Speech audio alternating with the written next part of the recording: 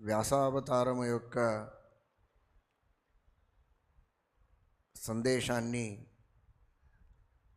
శ్రీమన్మధ్వాచార్యులు వారు శ్రీమన్మహాభారత తాత్పర్య నిర్ణయమునందు మనకు తెలిపినారు. వ్యాస అనే శబ్దంతో ఆ భగవంతుని ఎటువంటి మహిమ మనకు తెలుస్తుంది అనేదాన్ని మొదటిగా తెలుసుకోవాలి.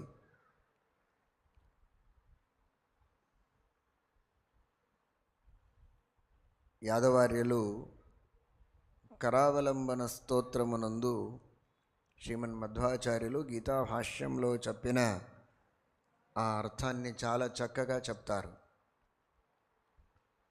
బ్రహ్మాది సర్వ జగత సువిశిష్టతో వి సర్వత్ర సంస్థితి నిమిత్తత ఏవ చాసః వ్యాసస్సహీతి శ్రుతేరితి వ్యాసనామన్ వాసిష్ఠకృష్ణ మమదేహి కరావలంబం. వ్యాస అనే శబ్దంలో వి మరియు ఆస రెండు పదాలు ఉన్నాయి. వి అనే పదానికి విశిష్ట ఉత్తముడు అని అర్థం. వి అంటే విశిష్టుడు, విశిష్టుడు అంటే విలక్షణుడు, లోకోత్తరుడు, సర్వోత్తముడు అని అర్థం. బ్రహ్మాది సర్వజగతస్సు విశిష్టతః వి, బ్రహ్మాది సకల దేవతల కంటే ఉత్తముడు కావున ఆ భగవంతునికి వి అని అంటారు. ఆస, ఆస అంటే అంతటా భగవంతుడు వ్యాప్తుడై ఉన్నాడు. ఒక చోట ఉన్నాడు, ఒక చోట లేదు. ఒక స్థానమునందు భగవంతుని సన్నిధానం ఉంది, ఒక స్థానమునందు భగవంతుని సన్నిధానము లేదు అని లేదు. ఆస, ఎక్కడ చూసినా అక్కడ ఆ భగవంతుని సన్నిధానం ఉంది. సర్వత్ర వ్యాప్తుడై ఉన్నాడు. అందుచేత పరమాత్మనికి ఆస అంటారు. ఎక్కడ కావాలో అక్కడ పరమాత్ముడు అనుగ్రహం చేయడానికి సిద్ధంగా ఉంటాడు. ఎక్కడ కావలసినా అక్కడ వస్తాడు, అక్కడ ఉన్నాడు. మన దుఃఖములను పరిహరించే సామర్థ్యము అతనికి ఉంటుందా? అంతటా ఏదో ఒక ప్రదేశాన ఆ పరమాత్మనికి సామర్థ్యం ఉంటుంది, వేరే ప్రదేశాల్లో భగవంతునికి అటువంటి సామర్థ్యము ఉండదు అని కాదు. వి ఆస, ఎక్కడున్నా అక్కడ ఉత్తముడై ఉన్నాడు, సర్వోత్తముడై ఉన్నాడు, సర్వసమర్థుడై ఉన్నాడు. అందుచేత ఆ పరమాత్మునికి వ్యాస అంటారు. అంటే ఇప్పుడు ఎక్కడో వ్యాస ప్రతిమలు ఉంటాయి. గ్రంథంలో వేదవ్యాసదేవుని సన్నిధానం అంటారు. గ్రంథాలు ఉంటే అక్కడ వేదవ్యాసదేవుడు, వ్యాస ప్రతిమలు ఉంటే అక్కడ వేదవ్యాసదేవుడు అని అనుకోకూడదు. అక్కడ విశేష సన్నిధానం ఉంటుంది అనుకోవచ్చు. అయితే వి ఆస, సర్వోత్తముడైన ఆ పరమాత్ముడు, జ్ఞానప్రదుడైన ఆ భగవంతుడు అంతటా వ్యాప్తుడై ఉన్నాడు.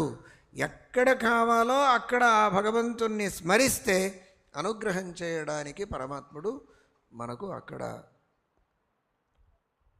విశేషంగా ప్రకటుడై అనుగ్రహిస్తాడు అనే భావనతో ఆ భగవంతునికి వేదాల్లోనే వ్యాస అనే పేరుతో పిలుస్తారు. వ్యాస అంటే వేదాల విభాగం చేశాడు, అందుచేత వ్యాస అని ఒక సామాన్యమైన అర్థం ఉంది. వివ్యాస వేదాన్, వేదముల విభాగం చేసినవాడు. ఋగ్వేదము, యజుర్వేదము, సామవేదము, అథర్వవేదము అని విభాగం చేసి దాంట్లో శాఖాభేదాలను చేసి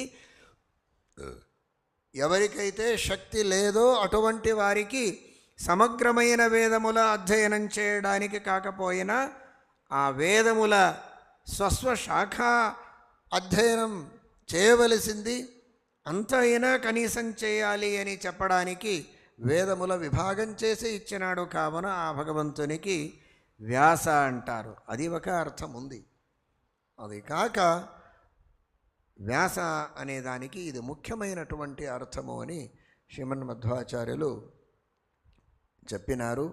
ఆ అర్థాన్ని మనస్సులో పెట్టుకొని అటువంటి ముఖ్యమైన ఆ భగవంతుని మహాత్మ్యాన్ని మనం తెలుసుకోవాలి. జ్ఞానం అంతటా ఆవశ్యకం. మనకు ఆరోగ్యము కావాలి, తినడానికి ఆహార పదార్థములు కావాలి, ఇవన్నీ కావాలి.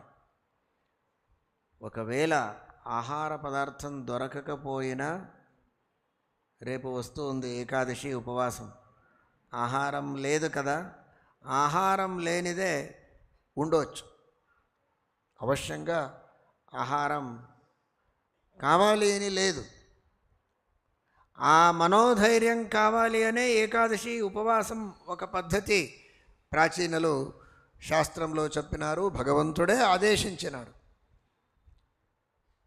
నేను చేతనుణ్ణి, చేతనుడికి అటువంటి సామర్థ్యం ఉంది. అచేతన పదార్థాలు నాకంటే తక్కువ. నేను చేతనుణ్ణి, అచేతన పదార్థముల ఆవశ్యకత లేదు, వాటిని వదిలి కూడా నేను బ్రతకవచ్చు అనే మనోధైర్యం మనకు నింపడానికే ఈ ఏకాదశి ఉపవాసము యొక్క ఉపక్రమం. అందుచేత ఏకాదశి ఉపవాసం చేస్తామంటే ఆహార పదార్థం ఆవశ్యకమని లేదు, దాన్ని వదిలి ఉండవచ్చు. అయితే మనకు జ్ఞానం లేదు అంటే, వివేకమే లేదు అంటే, బుద్ధి లేదు అంటే మన జీవితమే వ్యర్థమైపోతుంది.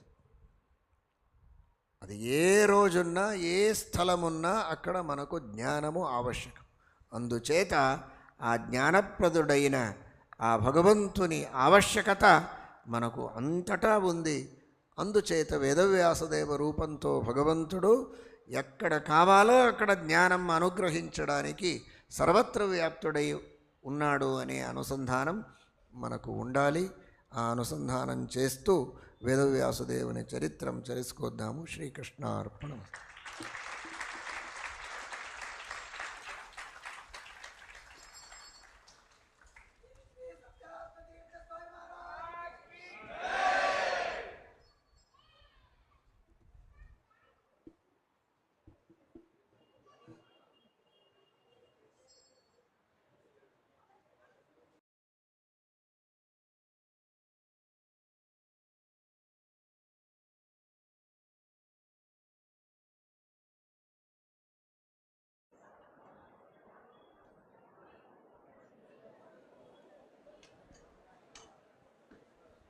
ನಾಳೆ ಏಕಾದಶಿ ದಿವಸ 9 ಗಂಟೆಗೆ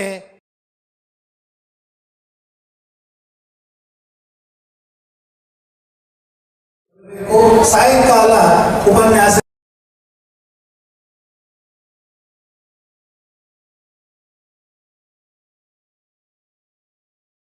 ಸಾಂಸ್ಕೃತಿಕ ಕಾರ್ಯಕ್ರಮದಲ್ಲಿ ನೃತ್ಯ ರೂಪಕವನ್ನು ಮಾಡಿರತಕ್ಕಂತಹ ಮಂತ್ರಾಕ್ಷತೆ ಮಹಿಮೆಯನ್ನು ಮಾಡಿರತಕ್ಕಂತಹ ಮಕ್ಕಳೆಲ್ಲ ಶ್ರೀಪಾದಗಳವರಲ್ಲಿ ಬರಬೇಕು.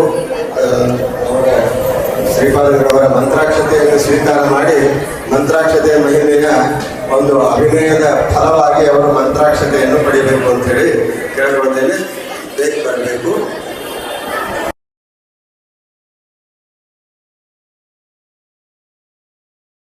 ಮಂತ್ರಾಕ್ಷತೆ ಮಹಿಮೆಯನ್ನು ತೋರಿದ್ದಾರೆ.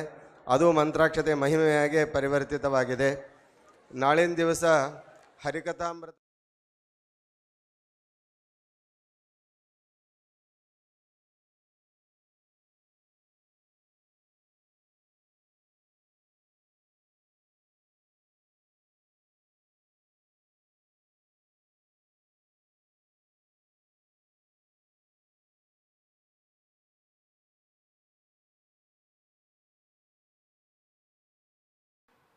కూర్మరూపి అయిన భగవంతుని స్మరణం ఎందుకు చేయాలి అని కూడా భాగవతం చెప్తూ ఉంది.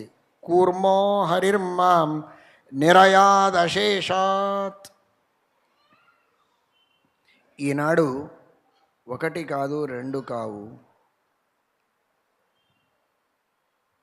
అనంత పాపములను చేస్తాము. పాపములు ఉంటే జ్ఞానము రాదు. అందుచేత అక్కడక్కడ శాస్త్రంలో మనం వింటాము, అంతఃకరణ శుద్ధి కావాలి. అంతఃకరణ శుద్ధి అంటే ఏమి? అంతఃకరణం అంటే మనస్సు. అంతఃకరణము యొక్క శుద్ధి అంటే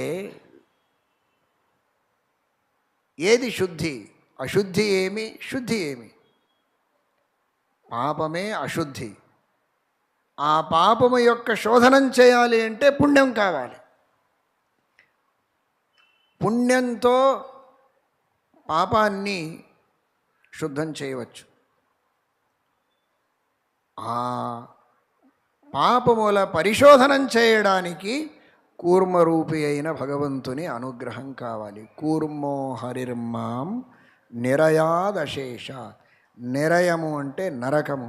నరక సాధనమైనటువంటి పాపములు ఏవి ఉన్నాయో అటువంటి పాపముల పరిహారం చేయడానికి కూర్మరూపి అయిన భగవంతుని ఉపాసన చేయవలెను అని నారాయణ వర్మ అక్కడ మనం వింటాం. ఎందుకు అంటే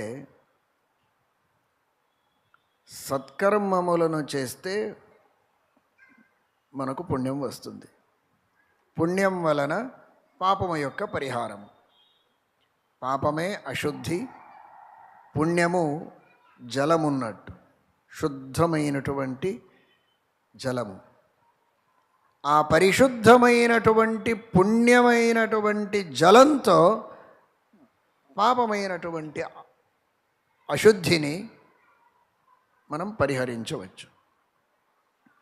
అందుచేతనే మన వేదాల్లో, శాస్త్రాల్లో పుణ్యానికి, సత్కర్మానికి జలము అంటారు. తస్మిన్ అపో మాతరిష్వాదధాతి. ఈశావాస్య ఉపనిషత్తు చెప్తూ ఉంది. తస్మిన్ అపో మాతరిష్వాదధాతి. మాతరిష్వ అంటే వాయుదేవుడు, ముఖ్య ప్రాణదేవుడు మనం చేసిన సత్కర్మములను భగవంతునికి సమర్పిస్తాడు. సత్కర్మములను సమర్పిస్తాడు అని చెప్పేటప్పుడు సత్కర్మములను నీ చెప్పలేదు శృతి. అపహ, అపహ అంటే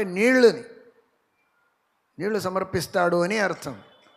నీళ్లు అంటే నీళ్లు కాదు, నీళ్లు అంటే సత్కర్మములు. ఎందుకంటే ఎలా నీళ్లతో మనం శుభ్రం చేస్తామో, ఇంటిని శుభ్రం చేస్తాము, పాత్రములను శుభ్రం చేస్తాము, అలాగే మన మనస్సుని ఆ సత్కర్మములతో వచ్చిన పుణ్యంతో శుభ్రం చేస్తావు. కావున ఆ నీళ్లు చేసే పని ఈ పుణ్యం చేస్తుంది. అందుచేత దానికి నీళ్లు అంటాం. తస్మిన్ అపోమాతరిష్వా దధాతి.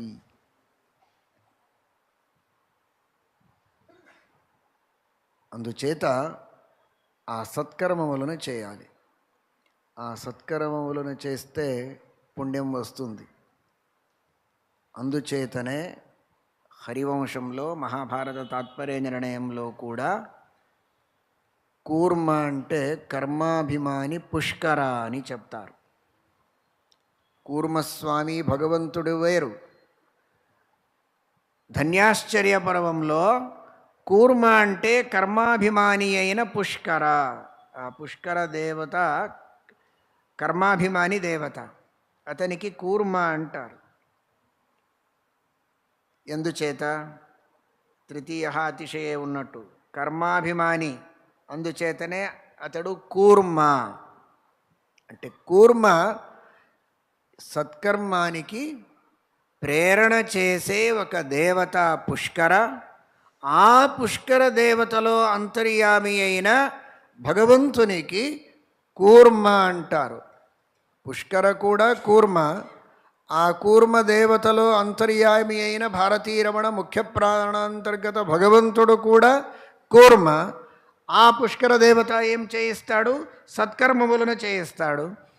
ఆ కూర్మాంతర్యామి అయిన కూర్మనామక భగవంతుడు కూడా సత్కర్మములను చేయిస్తాడు. సత్కర్మములను చేయిస్తే దాని వలన పుణ్యం వస్తుంది. పుణ్యంతో పాపములు వెళ్ళిపోతాయి. వెళ్ళిపోతే నరకం రాదు. కూర్మో హరిర్మాం నిరయాదశేష. అన్ని నరక సాధనముల నివారణం ఆ కూర్మము రూపి అయిన భగవంతునితో అవుతుంది అనే దాంట్లో ఇటువంటి సంబంధం ఉంది లోపల. కూర్మో హరిర్మాం నిర్యాదశేషం. అటువంటి భగవంతుడు మమ్మల్ని విశేషంగా ఉద్ధరించుగాక అని ప్రార్థిద్దాం. శ్రీకృష్ణార్పణమస్తు.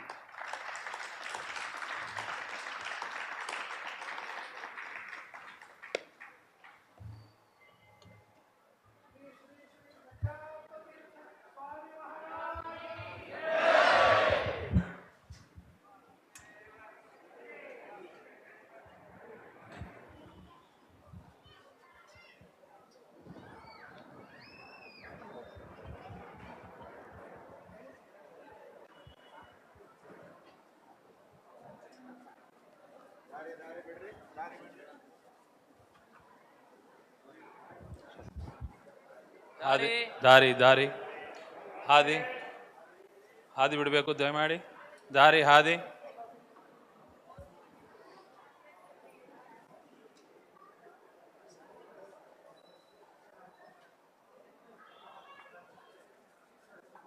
సత్యధర్మతీర్థ శ్రీపాదుల వారు ధన్వంతరి అనే శబ్దానికి అర్థం చెప్పేటప్పుడు ధన్వం పాపం తారయతి ఇది ధన్వంతరి అంటారు.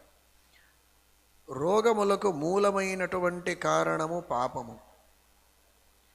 ఈనాడు మందులను ఇస్తారు. ఎలా ఇస్తారంటే ఆ రోగముల సిమ్టమ్స్ ఉంటాయి కదా, చిహ్నములు. ఆ చిహ్నముల పరిహారం కోసం మందులను ఇస్తారు. రోగం నష్టమైపోయింది, పరిహారమైంది అని సంతోషిస్తాము. రోగం పరిహారమై ఉండదు. రోగం ఉంటుంది లోపల. ఆ రోగము యొక్క సిమ్టమ్స్ పోయి ఉంటుంది. అది చాలా డేంజర్. అది సిమ్టమ్స్ ఉంటే రోగం ఉంది అని జాగ్రత్తగా ఉంటాడు. సిమ్టమ్స్ లేకపోతే ఏమి లేదు అని హాయిగా ఉంటాడు, చనిపోతాడంతే. అందుచేత సిమ్టమ్స్ పోయేటట్టు చేయకూడదు, రోగం పోయేటట్టు చేయాలి. అది ఆయుర్వేదం చేస్తుంది. అంతేకాదు, దానికి మూలమేమి, రోగానికి మూలమేమి? పాపము. ఆ పాపం నశించిపోతే రోగం పూర్ణంగా నష్టమవుతుంది అని ధన్వం పాపం తారయతి ఇది ధన్వంతరి. ఆ పాపాన్నే నశింపచేసి ఆ పాపంతో వచ్చే రోగములను కూడా పరిహరించే మహానుభావుడు ధన్వంతరి. ఆ అర్థాన్ని మనస్సులో తలుచుకొని ధన్వంతరి ధన్వంతరి ధన్వంతరి అంటూ ఉంటే మన పాపములు రోగములు నష్టమైపోతాయి అని శాస్త్రం చెప్తూ ఉంది. అటువంటి ధన్వంతరి అనుగ్రహం అందరికీ కావాలి అని ప్రార్థిద్దాము. హరయే నమః. శ్రీకృష్ణ.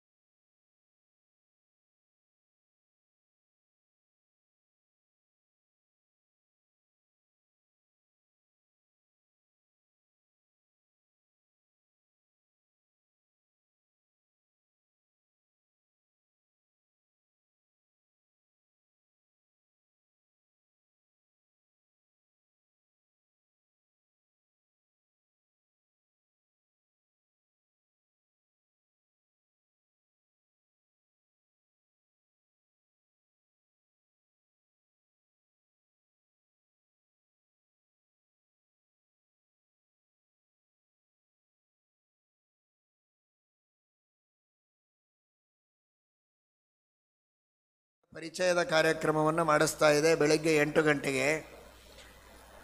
7 ಜನ 6 ಜನ 4 ಜನ ಹೀಗೆ ಪಾಠಕ್ಕೆ ಬರ್ತಾರೆ.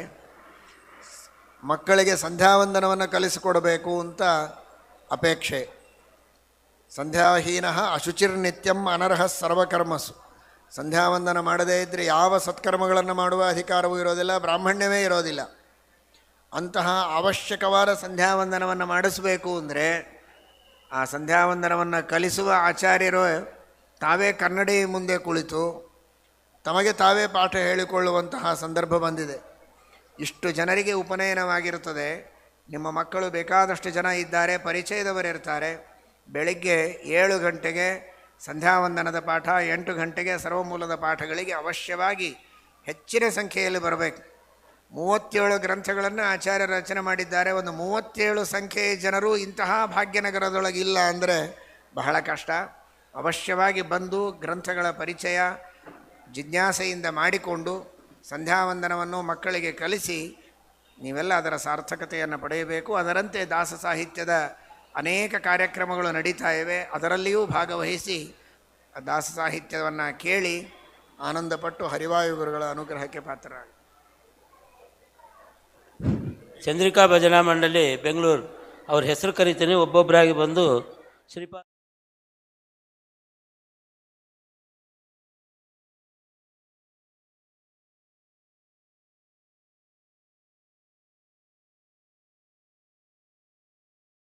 ಹಾಗೆ భగవంత మమ్మల్ని అందరినీ అనుగ్రహించుగాక అని ప్రార్థిద్దాము.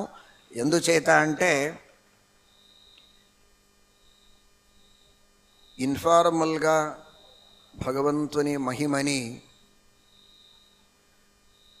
మన మదిలో ధ్యానం చేస్తాము, చింతనం చేస్తాము అంటే అది మనకు జీర్ణమైనట్టు. ఇప్పుడు ప్రవచనం చెప్తున్నాము, గ్రంథంలో విషయాలు ఉన్నాయి, శ్లోకములు ఉన్నాయి, మనకు తెలిసినట్టు చెప్తూ పోతాము. చెప్తున్నారు కదా అని మీరు కూడా వింటున్నారు, భక్తితో వింటున్నారు, శ్రద్ధతో వింటున్నారు, సత్యమే. అయితే అది జీర్ణమైనదా లేదా అనేది క్వశ్చన్ మార్కే. సంవాదం అంటే అలా ఉండదు. అది సహజమైన ప్రక్రియ. అది సహజమైన ఆ సంవాద ప్రక్రియలో ఎప్పుడు ఆ భగవంతుని మహిమలు వస్తాయి కదా, అప్పుడు ఆ భగవంతుని మహిమ, ఆ భగవంతుని కర్తృత్వము, భగవంతుడు చేసిన అనంత అనంత ఉపకారములు అవి మనకు జీర్ణమైనాయి అని అర్థం. ఎప్పుడైతే ఆ భగవంతుని మహిమ మన మనస్సులో, ఇది కడుపులో కాదు, ఇది మనస్సులో జీర్ణమైతే మన ఉద్ధారమైనట్టు. అందుచేత ఆ సందేశాన్ని శ్రీమన్మధ్వాచార్యుల వారు ఇచ్చినారు. యద్యత్ కృతం మే భవతాం యదీహ సంవాద ఏవోద్విభజే సుధామిమాం. ఏదో స్వాముల వారు అన్నారు చేద్దామని. మొదటిగా అలాగే ప్రారంభించండి. అయితే రోజు అలాగే కృత్రిమంగా చేయకూడదు, కొద్దిగా సమాలోచనం చేయాలి. ఒక చిన్న ఉపకారం ఎవరైనా చేస్తే మనం ఎంతగా వారిని స్మరిస్తామో, ఇంత ఉపకారములను భగవంతుడు చేసినాడు కాదు, చేస్తూ ఉన్నాడు, ఎల్లప్పుడూ చేస్తాడు. అటువంటి పరమాత్మని ఉపకారాన్ని మనం స్మరించకుండా ఉంటే ఎంత కృతజ్ఞులు అవుతాం. దీన్ని ఆలోచించి చాలా భక్తితో మనఃపూర్వకంగా ఆ భగవంతుని స్మరణం చేస్తే ఆ స్మరణం వలన తరించిపోతాం. ఇంకొక మాట శ్రీమన్మధ్వాచార్యులు వారు ద్వాదశ స్తోత్రమనందు చెప్తారు. ద్వాదశ స్తోత్రమనందు యతతోపి హరే పద సంస్మరణే సకలం హ్యఘమాశు లయం రచతి. చాలా మహత్వపూర్ణమైనటువంటి సందేశం. భగవంతుని స్మరణం అంటే అంత సులభమైన పని కాదు. సులభం కాదు. సులభ నో హరి, సులభ నో హరి.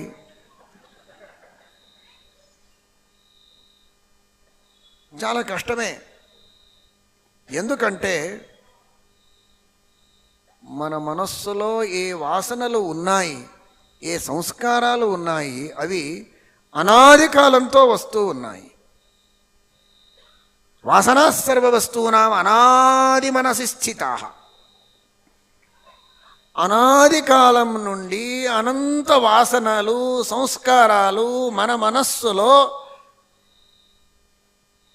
చాలా అద్భుతంగా ఉన్నాయి, అద్భుతంగా పనిచేస్తాయి. భగవంతుడు వాటికి ప్రేరకంగా ఉన్నాడు. ఆ భగవంతుడు ప్రేరిస్తాడు. ఆ భగవంతుని ప్రేరణ వలన ఆ సంస్కారాలు మమ్మల్ని ప్రేరిస్తాయి. మనకు వివిధ రీతిలో వివిధ విషయ భోగం చేయడానికి ప్రేరణ ఇస్తాయి. అనంత వాసనలు, అనాది కాలం నుండి వచ్చిన వాసనలు, వాటిని మీరి ఆ భగవంతుని స్మరణం చేయడానికి చాలా కష్టమే. స్మరణం చేద్దామని ప్రయత్నిస్తే ఎక్కడో ఎగిరిపోతుంది మనస్సు, ఒక చోట ఉండదు. చంచలం హి మనః కృష్ణ ప్రమాచి బలవదృఢం. ఈ మాటకు శ్రీకృష్ణ పరమాత్ముడే ఉత్తరాన్ని ఇచ్చినాడు. వైరాగ్యేణ చ గృహ్యతే అభ్యాసేన తు కౌంతేయ వైరాగ్యేణ చ గృహ్యతే. ఒకసారి కాదు అంటే 2 సార్లు ప్రయత్నం చేయి. 2 సార్లు ప్రయత్నం చేసినా కాకపోతే 3 సార్లు 4 సార్లు ప్రయత్నం చేయి. నా చేత కాదు అనకు. ఆ ప్రయత్నం చేసేటప్పుడు సమయం వ్యర్థమవుతుంది అంటే మధ్వాచార్యులు అంటారు, నీకెందుకురా దాని గురించి ఆలోచన, యతతోపి హరే పద సంస్మరణే. ప్రయత్నం చేసినా చాలు, కోట్ల కోట్ల పాపముల పరిహారం ఆ భగవంతుడు చేయడానికి సిద్ధమున్నాడు. నీవెందుకు ఆలోచిస్తావు? యతతోపి హరే పద సంస్మరణే సకలం హ్యగమాశులయం వ్రజతి. స్మరణం చేయడానికి ప్రయత్నం చేయి. నిదానంగా స్మరణం చేయడానికి శక్తి వస్తుంది. తరువాత నిరంతరంగా ఆ భగవంతుని స్మరణం చేయాలి. తరువాత ధ్యానము, వాసనామయమైనటువంటి ఆ భగవంతుని మూర్తిని తలుచుకోవాలి. ప్రత్యక్షంగా, మానస ప్రత్యక్షంగా చూడాలి. అది కూడా ప్రయత్నపూర్వకంగా చేయవలెను. అది చేస్తూ చేస్తూ చేస్తూ ప్రయత్నం లేనిదే, మనకు ప్రయత్నం లేకుండా మనకు ఆ భగవంతుని దర్శనం అవుతూ పోతుంది. అది సమాధ్యవస్థ. తరువాత ఆ భగవంతుని సాక్షాత్కారం అవుతుంది. ఇది క్రమం. దాని కొరకు మొట్టమొదటి సోపానము అంటే అది స్మరణము. ఆ స్మరణాన్ని చేయాలి. అటువంటి స్మరణం చేస్తూ చేస్తూ, సమాలోచనం చేస్తూ ఆ భగవంతుని ఉపకారములను జీర్ణం చేసుకొని, దాన్ని సహజంగా వంటి మీద లక్ష్యం లేకుండా ఆ భగవంతుని గురించి మాట్లాడుతూ పోతే సంవాదయేవోద్విభజే సుధామిమాం. అప్పుడు భగవంతుడు సంతుష్టుడై మనకు కావలసిన పదార్థములను, సౌభాగ్యములను ఆ భగవంతుడు అనుగ్రహిస్తాడు అనే దాంట్లో ఎటువంటి సంశయము కూడా లేదు అనేది శ్రీమన్ మహాభారత తాత్పర్య నిర్ణయం యొక్క సందేశం. శ్రీకృష్ణార్పణమస్తు.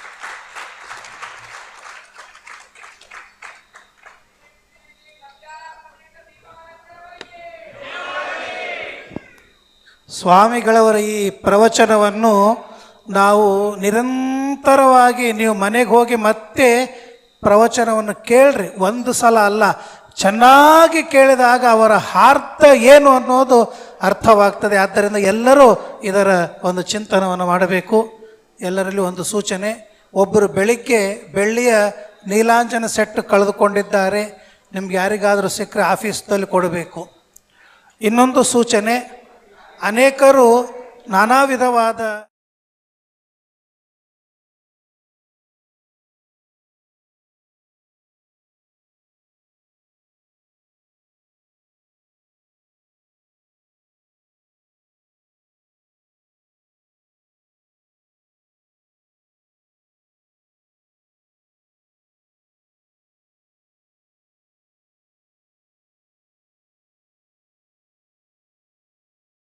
అలాగే భగవంత మమ్మల్ని అందరినీ అనుగ్రహించుగాక అని ప్రార్థిద్దాము. ఎందుచేత అంటే ఇన్ఫార్మల్గా భగవంతుని మహిమని మన మదిలో ధ్యానం చేస్తాము, చింతనం చేస్తాము అంటే అది మనకు జీర్ణమైనట్టు. ఇప్పుడు ప్రవచనం చెప్తున్నాము, గ్రంథంలో విషయాలు ఉన్నాయి, శ్లోకములు ఉన్నాయి, మనకు తెలిసినట్టు చెప్తూ పోతాము. చెప్తున్నారు కదా అని మీరు కూడా వింటున్నారు, భక్తితో వింటున్నారు, శ్రద్ధతో వింటున్నారు, సత్యమే. అయితే అది జీర్ణమైనదా లేదా అనేది క్వశ్చన్ మార్కే. సంవాదం అంటే అలా ఉండదు, అది సహజమైన ప్రక్రియ. అది సహజమైన ఆ సంవాద ప్రక్రియలో ఎప్పుడు ఆ భగవంతుని మహిమలు వస్తాయి కదా, అప్పుడు ఆ భగవంతుని మహిమ, ఆ భగవంతుని కర్తృత్వము, భగవంతుడు చేసిన అనంత అనంత ఉపకారములు అవి మనకు జీర్ణమైనాయి అని అర్థం. ఎప్పుడైతే ఆ భగవంతుని మహిమ మన మనస్సులో, ఇది కడుపులో కాదు, ఇది మనస్సులో జీర్ణమైతే మన ఉద్ధారమైనట్టు.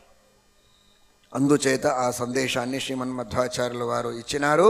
యద్యత్ కృతం మే భవతాం యదీహ సంవాద ఏవోద్విభజే సుధామిమాం. ఏదో స్వాముల వారు అన్నారు చేద్దామని, మొదటిగా అలాగే ప్రారంభించండి. అయితే రోజు అలాగే కృత్రిమంగా చేయకూడదు, కొద్దిగా సమాలోచనం చేయాలి.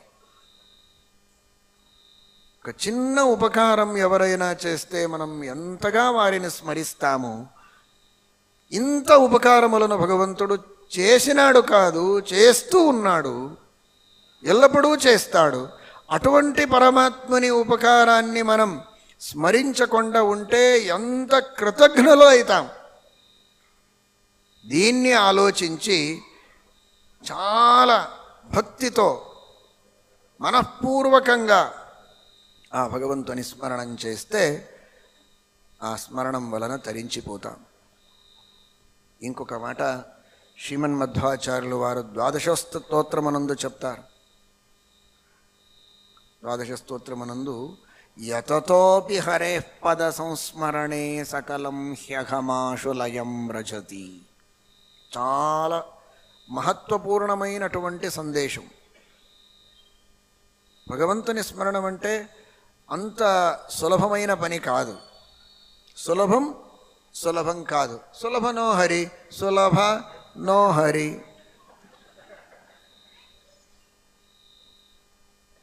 చాలా కష్టమే. ఎందుకంటే మన మనస్సులో ఏ వాసనలు ఉన్నాయి, ఏ సంస్కారాలు ఉన్నాయి, అవి అనాది కాలంతో వస్తూ ఉన్నాయి. వాసనా సర్వవస్తూనాం అనాది మనసి స్థితా. అనాది కాలం నుండి అనంత వాసనలు, సంస్కారాలు మన మనస్సులో చాలా అద్భుతంగా ఉన్నాయి, అద్భుతంగా పనిచేస్తాయి. భగవంతుడు వాటికి ప్రేరకంగా ఉన్నాడు. ఆ భగవంతుడు ప్రేరిస్తాడు. ఆ భగవంతుని ప్రేరణ వలన ఆ సంస్కారాలు మమ్మల్ని ప్రేరిస్తాయి. మనకు వివిధ రీతిలో వివిధ విషయ భోగం చేయడానికి ప్రేరణ ఇస్తాయి. అనంత వాసనలు, అనాది కాలం నుండి వచ్చిన వాసనలు, వాటిని మీరి ఆ భగవంతుని స్మరణం చేయడానికి చాలా కష్టమే. స్మరణం చేద్దామని ప్రయత్నిస్తే ఎక్కడో ఎగిరిపోతుంది మనస్సు, ఒక చోట ఉండదు. చంచలం హి మనః కృష్ణ ప్రమాచి బలవదృఢం. ఈ మాటకు శ్రీకృష్ణ పరమాత్ముడే ఉత్తరాన్ని ఇచ్చినాడు. వైరాగ్యేణ చ గృహ్యతే అభ్యాసేన తు కౌంతేయ వైరాగ్యేణ చ గృహ్యతే. ఒకసారి కాదు అంటే 2 సార్లు ప్రయత్నం చేయి. 2 సార్లు ప్రయత్నం చేసినా కాకపోతే 3 సార్లు 4 సార్లు ప్రయత్నం చేయి. నా చేత కాదు అనకు. ఆ ప్రయత్నం చేసేటప్పుడు సమయం వ్యర్థమవుతుంది అంటే మధ్వాచార్యులు అంటారు, నీకెందుకురా దాని గురించి ఆలోచన, యతతోపి హరే పద సంస్మరణే. ప్రయత్నం చేసినా చాలు, కోట్ల కోట్ల పాపముల పరిహారం ఆ భగవంతుడు చేయడానికి సిద్ధమున్నాడు. నీవెందుకు ఆలోచిస్తావు? యతతోపి హరే పద సంస్మరణే సకలం హ్యఘమాశులయం వ్రజతి. స్మరణం చేయడానికి ప్రయత్నం చేయి. నిదానంగా స్మరణం చేయడానికి శక్తి వస్తుంది. తరువాత నిరంతరంగా ఆ భగవంతుని స్మరణం చేయాలి. తరువాత ధ్యానము, వాసనామయమైనటువంటి ఆ భగవంతుని మూర్తిని తలుచుకోవాలి. ప్రత్యక్షంగా, మానస ప్రత్యక్షంగా చూడాలి. అది కూడా ప్రయత్నపూర్వకంగా చేయవలెను. అది చేస్తూ చేస్తూ చేస్తూ ప్రయత్నం లేనిదే మనకు, ప్రయత్నం లేకుండా మనకు ఆ భగవంతుని దర్శనం అవుతూ పోతుంది. అది సమాధ్యవస్థ. తరువాత ఆ భగవంతుని సాక్షాత్కారం అవుతుంది. ఇది క్రమం. దాని కొరకు మొట్టమొదటి సోపానము అంటే అది స్మరణము. ఆ స్మరణాన్ని చేయాలి. అటువంటి స్మరణం చేస్తూ చేస్తూ, సమాలోచనం చేస్తూ ఆ భగవంతుని ఉపకారములను జీర్ణం చేసుకొని దాన్ని సహజంగా వంటి మీద లక్ష్యం లేకుండా ఆ భగవంతుని గురించి మాట్లాడుతూ పోతే సంవాదయేవోద్విభజే సుధామిమాం, అప్పుడు భగవంతుడు సంతుష్టుడై మనకు కావలసిన పదార్థములను, సౌభాగ్యములను ఆ భగవంతుడు అనుగ్రహిస్తాడు అనే దాంట్లో ఎటువంటి సంశయము కూడా లేదు అనేది శ్రీమన్ మహాభారత తాత్పర్య నిర్ణయం యొక్క సందేశం. శ్రీకృష్ణార్పణమస్తు.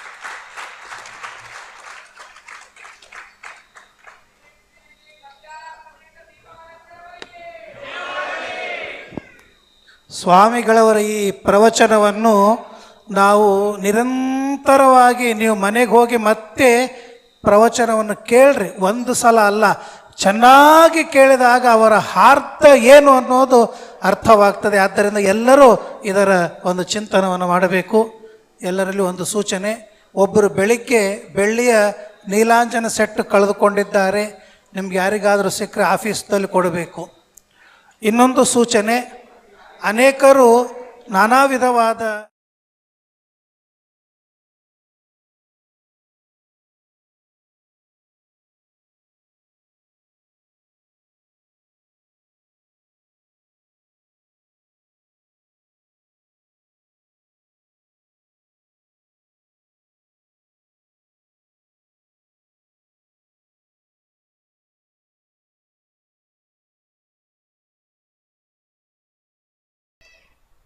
పరమాత్మునికి వేదవ్యాస అనే శబ్దంతో అందరూ స్తోత్రం చేస్తారు,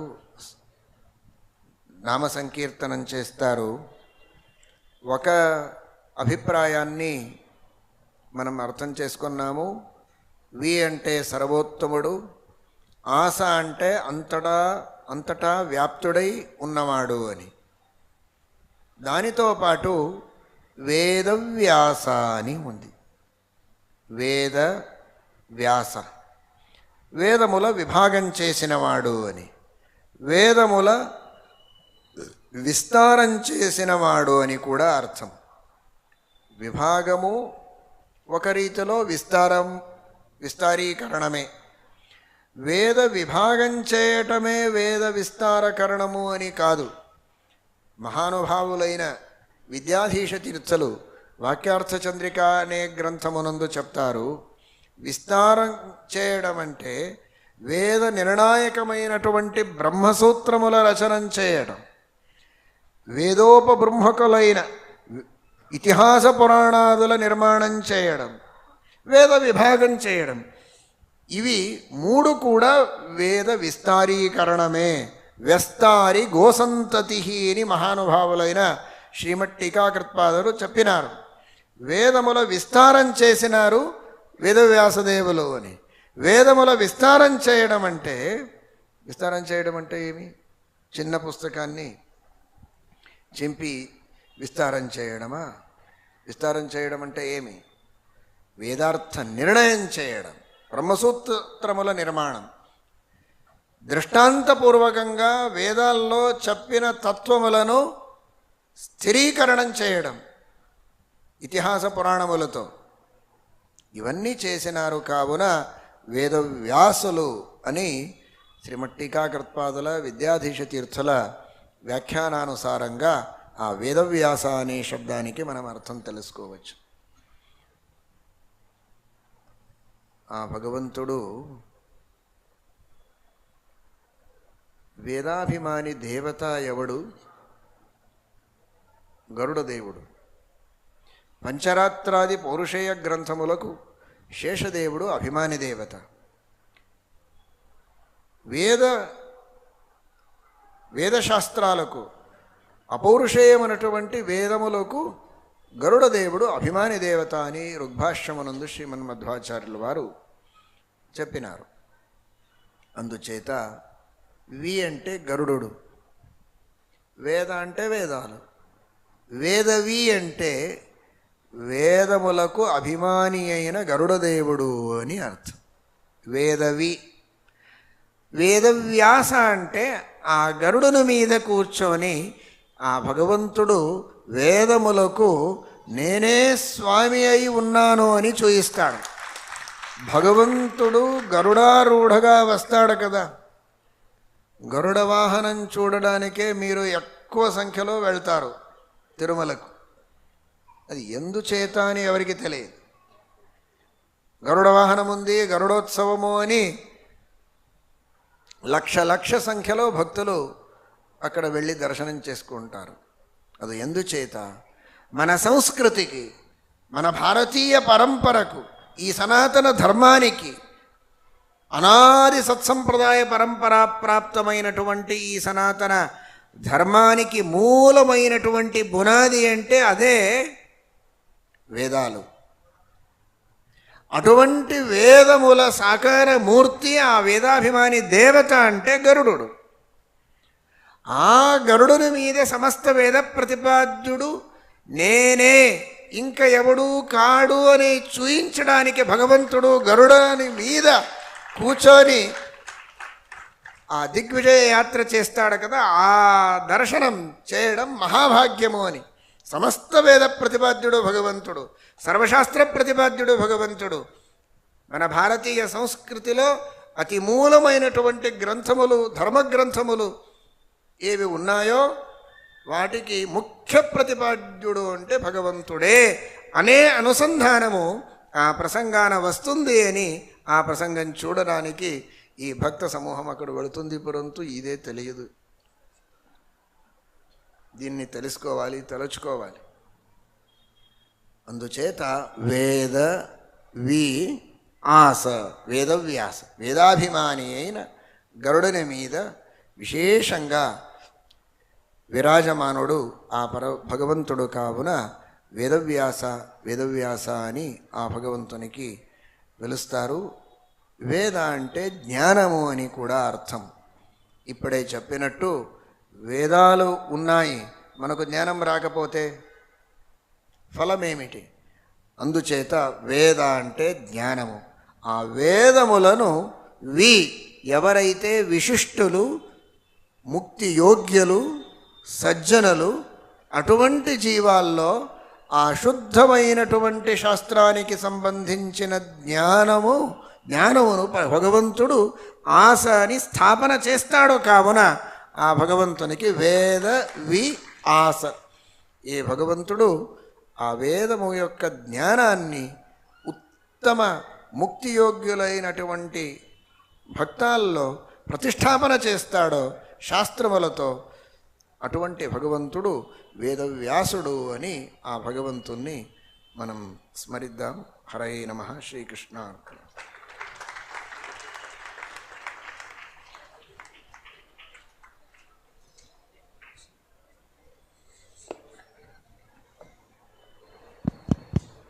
ಭಕ್ತರೆಲ್ಲ ಒಂದು ನಿಮಿಷ ಈ ಕಡೆ ಗಮನ ಕೊಡಬೇಕು. ಆ ಕಡೆ ಕುಳಿತಿರತಕ್ಕಂತಹ ಜನ ಸ್ವಲ್ಪ ತೆರವು ಮಾಡಿಕೊಡಬೇಕು. ಶ್ರೀರಾಮ ವೇದೇಶ್ವರ ದೇವಯಾತ್ರ ಸುದುರ್ಲಭ ಭೂರಿ ಶುಭೇತರೇಶಾಂ. ಶ್ರೀರಾಮಚಂದ್ರ ದೇವರ ಇದ್ದಲ್ಲಿ ಪಾದಯಾತ್ರೆ ಮಾಡಿಕೊಂಡು ಬರುವುದು ಬಹಳ ದುರ್ಲಭವಾದದ್ದು. ಕಾಶಾದಿ ಯಾತ್ರಾಮಿತ ಪುಣ್ಯದಾತ್ರಿ. ಕಾಶಿ ಯಾತ್ರಾ ಮಾಡಿದರೆ ಏನು ಪುಣ್ಯ ಬರುತ್ತೋ ಅದಕ್ಕಿಂತ ಅನಂತಪಟ್ಟು ಪುಣ್ಯ ಬರುತ್ತೆ ಎಂಬುದಾಗಿ ಸಚ್ಚಾಸ್ತ್ರದ ವಿನಿರ್ಣಯ ಎಂಬುದಾಗಿ ಸತ್ಯಾಭಿನವ ತೀರ್ಥ ಶ್ರೀಪಾದಂಗಳವರು ಹೇಳ್ತಾರೆ. ಬಹಳ ಜನ ನಮ್ಮೂರಿನ ಭಕ್ತರು ತಮ್ಮ ಮನೆಯಿಂದ ಬಹಳ ದೂರದಿಂದ ನಡೆದು ಬರ್ತಾ ಇದ್ದಾರೆ. ಜಿಲ್ಲೆಲಗೂಡದಿಂದ ನಡೆದು ಬರುವವರು ಇದ್ದಾರೆ ಮತ್ತು ಬೇರೆ ಬೇರೆ ಕಡೆಯಿಂದ ನಡೆದು ಬರುವ ಭಕ್ತರಿದ್ದಾರೆ. ಆದರೆ ಈ ವ್ಯಕ್ತಿ ಏನು ನಿಂತಿದ್ದಾರಲ್ಲ ನಿಮ್ಮ ಎದುರಿಗೆ, ಇವರು ಯೋಗೀಶ್ ಕುಲಕರ್ಣಿ ಅಂತ. ಹೋದ ಸಲ ಪುಣೆಯಿಂದ ಮುಂಬೈ ತನಕ ನಡ್ಕೊಂಡು ಹೋಗಿದ್ರು. ಈಗ ಪುಣೆಯಿಂದ ಶ್ರೀಮಠದವರೆಗೂ ನಡೆದು ಬಂದಿದ್ದಾರೆ.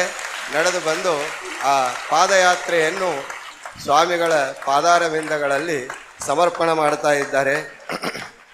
ಶ್ರೀಪಾದಂಗಳವರು ಅವರಿಗೆ ಅನುಗ್ರಹವನ್ನು ಮಾಡ್ತಾ ಇದ್ದಾರೆ, ಆಶೀರ್ವಾದವನ್ನು ಮಾಡ್ತಾ ಇದ್ದಾರೆ.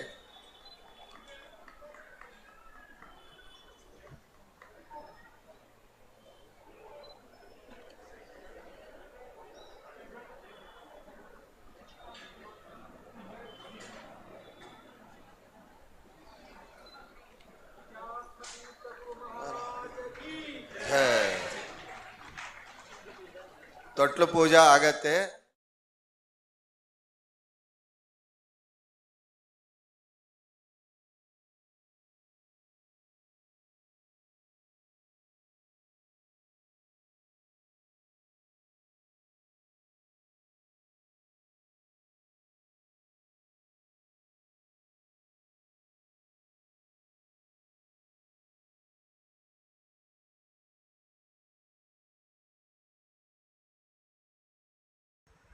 వేదవ్యాసదేవులు అవతారం చేసింది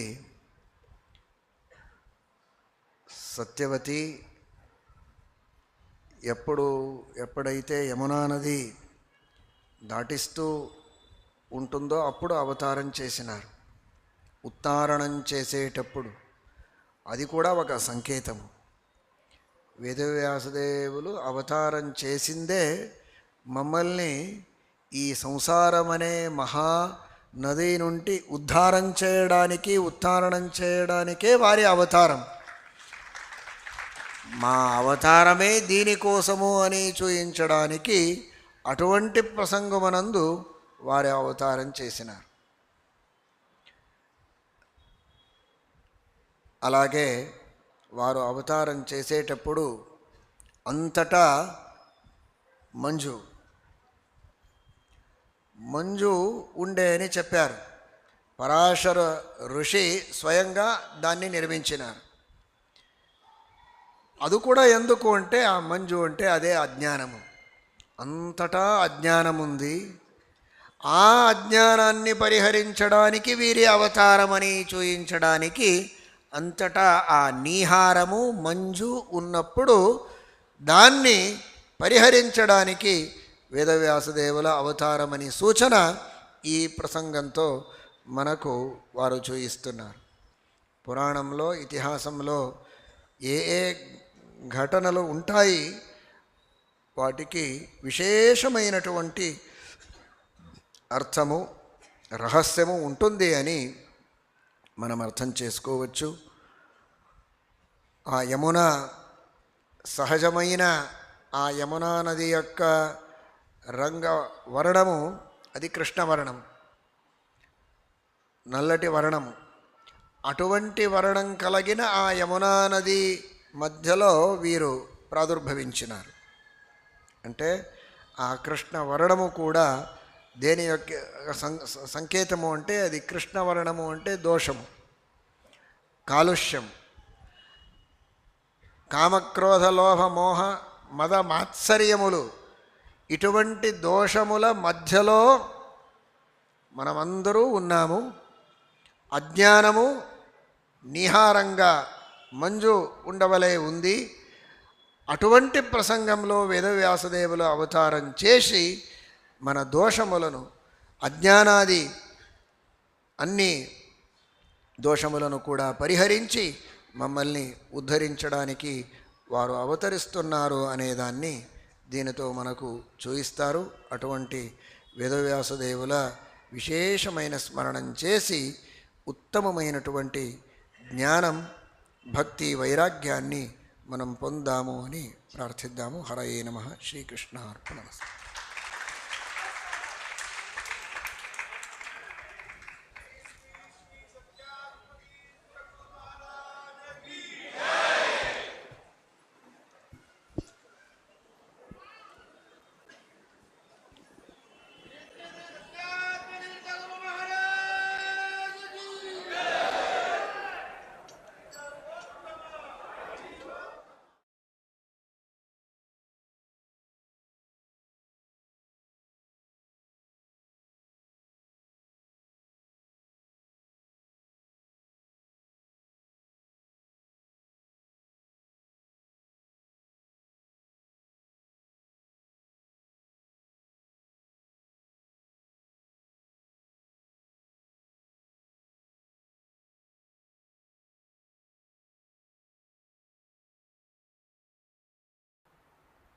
ఆ భగవంతుని అనుగ్రహం పొందడానికి అందరూ కూడా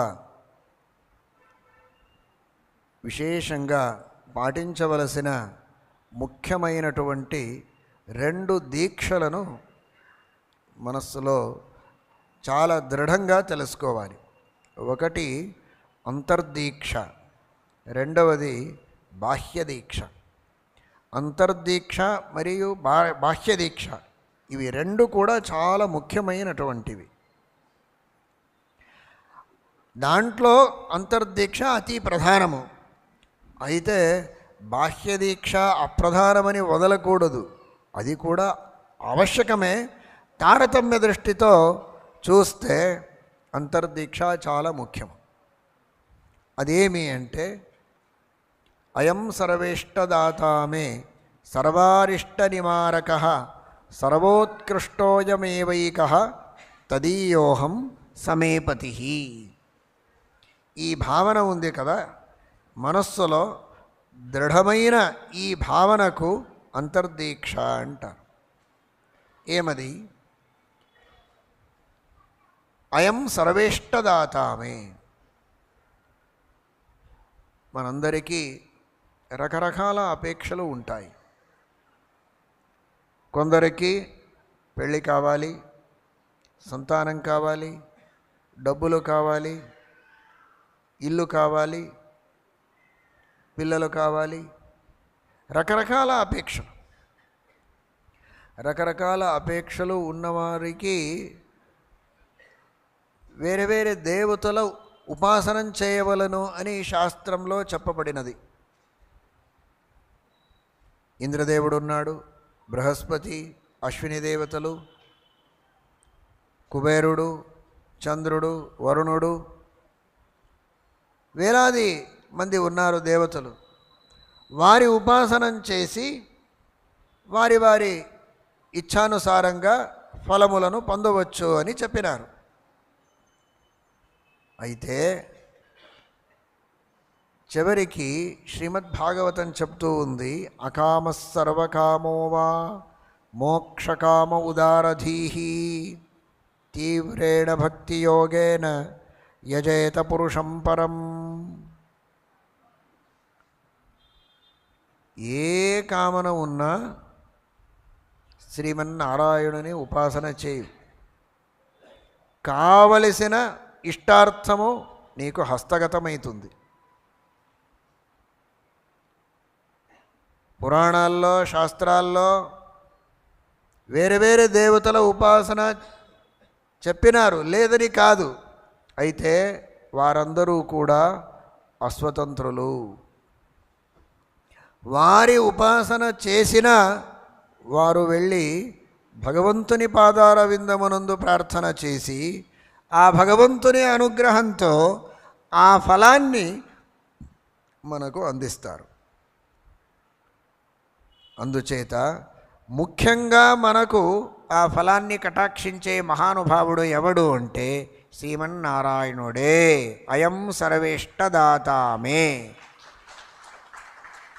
ఈ దీక్ష ఉండాలి. వేరే దేవతలకు నమస్కారం చేయకూడదు అని సర్వథా లేదు. అవశ్యంగా తారతమ్య క్రమానుసారంగా అందరికీ నమస్కారం చేస్తే పర్వాలేదు అని కాదు, నమస్కారం చేయవలసిందే, చేయవలెను.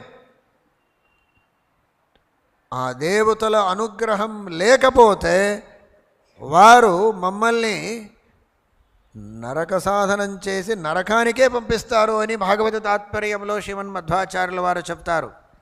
దేవతల గురించి చాలా చక్కగా స్పష్టంగా శ్రీమన్మధ్వాచార్యుల వారు ఆదేశించినారు. కుర్యుర్విష్ణామపి ద్వేషం దేవాః దేవావమానినః. ఎవరైతే తత్వాభిమాని దేవతలకు మహానుభావులకు అవమానం చేస్తారో, తిరస్కరిస్తారో వారికి ధర్మబుద్ధిని నశింపచేసి వారితో అధర్మాన్ని చేయించి నరకానికి పంపిస్తారు, నరకంలో వేసేస్తారు. ఎందుకు? భగవంతుని ఆజ్ఞ అలాగుంది. ఎవరు మిమ్మల్ని భక్తితో పూజిస్తారో వారికి ధర్మబుద్ధిని ఇచ్చి ఉద్ధారం చేయాలి. ఎవరు మిమ్మల్ని తిరస్కరిస్తారో వారికి అధర్మ బుద్ధిని ఇచ్చి నరకాల్లో పాడేయాలి అని భగవంతుడే వారికి ఆజ్ఞాపించినాడు. కావున వారు అలాగే చేయిస్తారు. అందుచేత ఏ దేవతను కూడా వదలకూడదు. వారి వారి యోగ్యతానుసారంగా తారతమ్యానుసారంగా వారి గుణములను మంచిగా తెలుసుకొని ఉపాసన చేసి వారిలో భక్తి చేసి వారి అనుగ్రహం పొంది, వారి అనుగ్రహం వలన ముఖ్యప్రాణదేవుని అనుగ్రహం పొంది, వారి అనుగ్రహం వలన ఆ లక్ష్మీ సమేతుడైన శ్రీమన్నారాయణుని అనుగ్రహం పొందవలెను.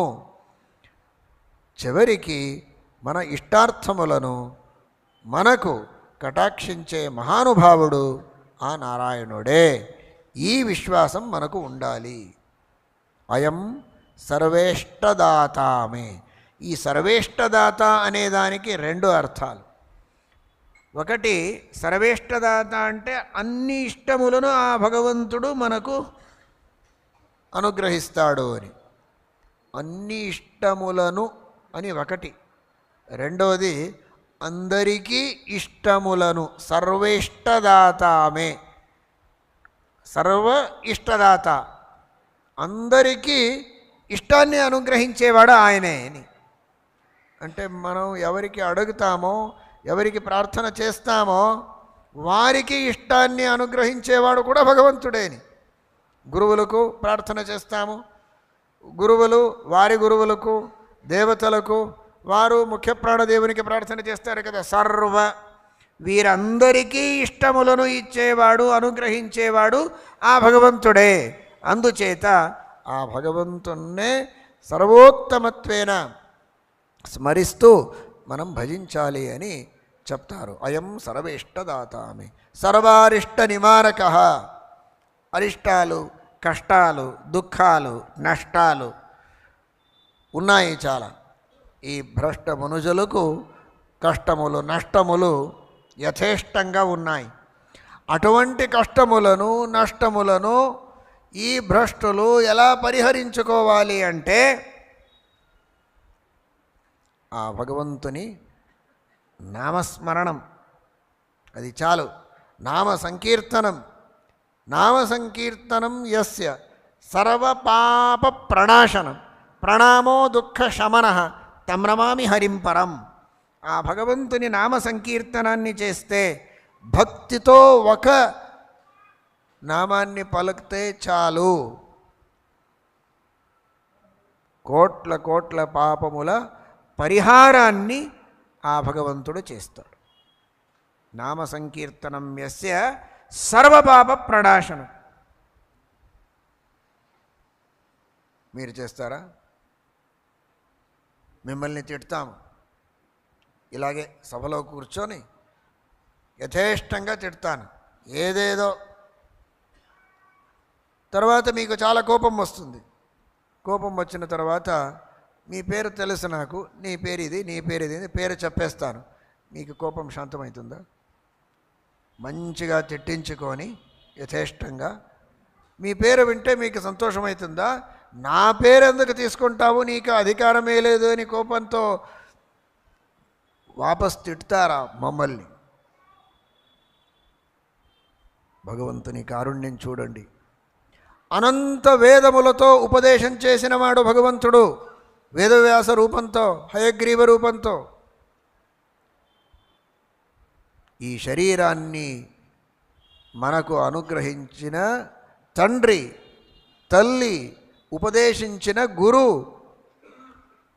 అన్ని విధంగా సహకరించిన దేవత, సర్వోత్తముడు, సర్వకర్తుడు, సర్వసమర్థుడు. అటువంటి పరమాత్ముణ్ణి యథేచ్ఛంగా తిడితే, ఆ భగవంతుని ఆజ్ఞ ఉల్లంఘనం చేస్తే ఎంత కోపం వస్తుంది. విస్తీర్ణ వక్షాహ, విశాల హృదయము, క్షమాసాగరుడు భగవంతుడు. నేను చెప్పిన మాట ఎవరు వినరు. ఒకసారి చూశాను, రెండుసార్లు చూశాను, ఎవరు వినరు. నేను ఎందుకు పోవాలి అక్కడ? నేను పోను, మీరు చేసుకోండి, నేను ఎందుకు రావాలి? నా మాటకు విలువ లేదు, నీ మాటకు విలువ లేదు. దేవుని మాటకు నీవెంత విలువ ఇచ్చావయ్యా? నా మాటకు విలువ లేదు, నా మాటకు. ఆ భగవంతుని మాటకు విలువ ఉందా? ఆ భగవంతునికి ఎంత కోపం రావచ్చు? అయితే ఆ ఆజ్ఞాభంగో నరేంద్రాణం అశస్త్ర వధ ఉచ్యతే అని శాస్త్రంలో చెప్తారు. పెద్దవాళ్ళు, మహారాజులు ఎవరు ఉంటారో వారి ఆజ్ఞ యొక్క ఉల్లంఘనం చేస్తే వారి హత్య చేసినట్టు. అటువంటి పాపం వస్తుంది, అటువంటి కోపము వస్తుంది వారికి, అటువంటి పాపము కూడా వస్తుంది. ఆ పాపంతో, కోపంతో తాపం కూడా అవుతుంది, శాపము వస్తుంది. భగవంతుడు సామాన్య రాజుల విరోధం చేస్తేనే ఈ పరిస్థితి అంటే, సర్వోత్తముడైన రాజా, అనాది నిత్య రాజు, అటువంటి ఆ పరమాత్ముని నింద చేస్తే, ఆ భగవంతుని ఆజ్ఞ యొక్క ఉల్లంఘనం చేస్తే, నేను ఆజ్ఞ ఉల్లంఘనం చేయలేదు కదా. రోజు సంధ్యావందనం చేస్తారా? 3 పాటలు లేదు, ఏకాదశి ఉపవాసము లేదు, శాస్త్రాధ్యయనము లేదు. ఇదే ఆజ్ఞా ఉల్లంఘన. అయినా ఆ పరమాత్ముడు క్షమిస్తాడు. ఆ భగవంతుని నామ సంకీర్తనం భక్తితో చేస్తే, నామ సంకీర్తనం యస్య సర్వపాప ప్రణాశనం, ఆ పాపముల ప్రణాశం చేసి పాపముల నిమిత్తంతో వచ్చే అరిష్టములను కూడా ఆ భగవంతుడు పరిహరిస్తాడు అని సర్వారిష్ట నివారక, సర్వోత్కృష్ట అయమేవైక. మనకు ఆ దేవత, ఈ దేవత అని ఏ భేదము కూడా లేదు, అందరూ ఒకటే. మీ పిల్లలు వచ్చి మీ దగ్గర ఇలా చెప్తే మీకు సంతోషం అవుతుందా? నీ తండ్రి వారు కాదు అని ఏం కాదు, వారు తండ్రి, వీరు తండ్రి, వారు తండ్రి అంటే కొట్టేస్తావు అంతే. వారు మనవాళ్ళు, వారు పూజ్యులు, మీరు పూజ్యులు అంటే వేరు.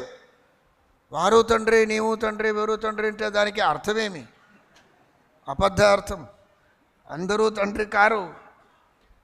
అయమేవ ఏక సర్వోత్కృష్ట, సర్వోత్తముడైన భగవంతుడు ఎవడు అంటే శ్రీమన్నారాయణుడు.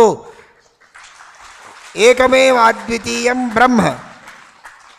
అందరూ పూజ్యులే. బ్రహ్మదేవుడు పూజ్యుడు, మహాశివుడు పూజ్యుడు, అందరూ దేవతలు పూజ్యులే. అయితే సర్వోత్తముడు, సర్వపూజ్యుడు భగవంతుడు శ్రీమన్నారాయణుడు అనే నమ్మకం ఉంది కదా.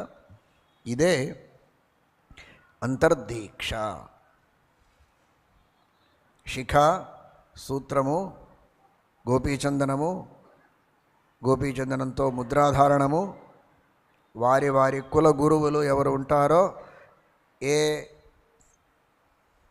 పీఠము యొక్క గురువులకు వారు శిష్యులై ఉంటారో వారి చేత తప్తముద్రాధారణం చేసుకోవడం, రోజు వారి వారి స్వహస్తంతో శీతల ముద్రాధారణము, తులసీమాలాధారణము, ఇవన్నీ బాహ్య దీక్షలు. భగవంతుని పేరు పెట్టుకోవడం నామ సంస్కారం అంటారు. ఏదో పేరు, కొత్త పేరు పెట్టాలి అని చెత్త పేరు పెడతారు అంతే.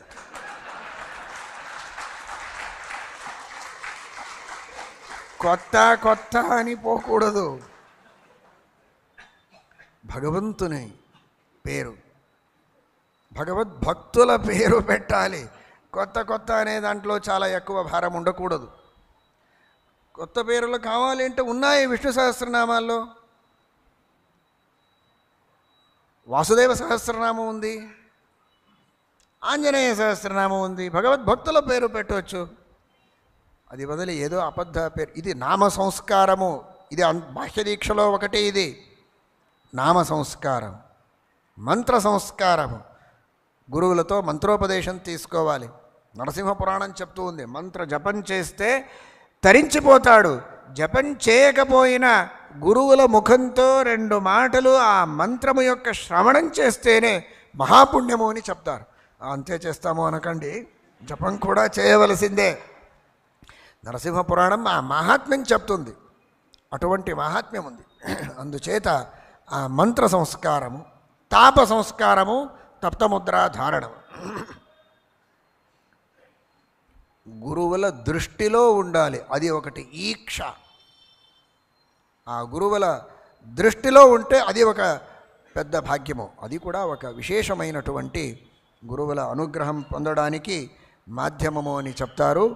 ఇవన్నీ బాహ్య దీక్ష.